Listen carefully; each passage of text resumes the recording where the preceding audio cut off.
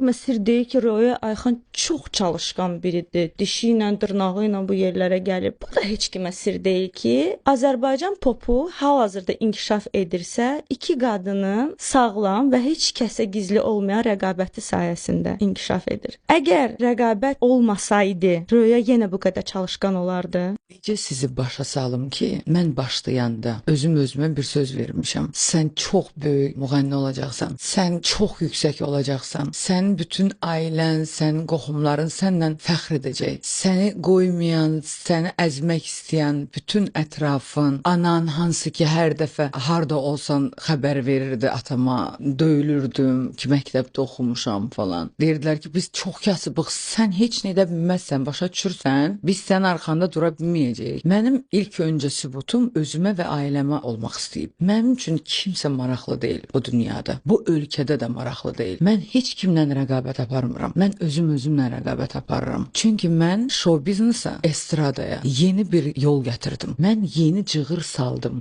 Əzizlərim, kimsənin mahnısı kimi mahnı alıb oxumadım. Mən doğrudan da təkrar deyiləm. Sadəcə olaraq hamı inanmadığı bir halda qara qız bu kimdir, ey bəcər, nə gündədir, bu gəb keçə bilər, bu nəsə eləyə bilər. Wow, bir daha yazdılar ki, nə danışırsan? Bu nəinki keçmək, bu bilirsən hardadır. Və onu da düz deyirsiniz ki, kimsə mənə düşmənçilik eləyə bilməz. Bunun gücü çatmaz sadəcə olaraq. Çünki mən özüm də çox güclüyəm. Sadəcə olaraq başa düşürəm nədən danışmaq istəyirsiniz. Qarşı tərəf də öz üzərində işləyir, mən də. Amma mən tək bir adamı görmürəm. Mən axı öz üzərində işləyən başqalarını da görürəm. Ona görə deyirəm, heç kimdən qorxmamışam. Kiməsə görə səhnəyə gəlməmişəm. Mənim öz yolum var, öz oxşarlarım var. Və rəqabət aparmaq üçün də yalnız özümlə apara bilərəm. Yalnız özümlə apara bilərəm. Aldığım, çalışdığım, oxuduğum mahnılardan ki, bunu elədim, indi bu lazımdır. Bunu elədim, indi bunu eləyəcəm. Vəssalam.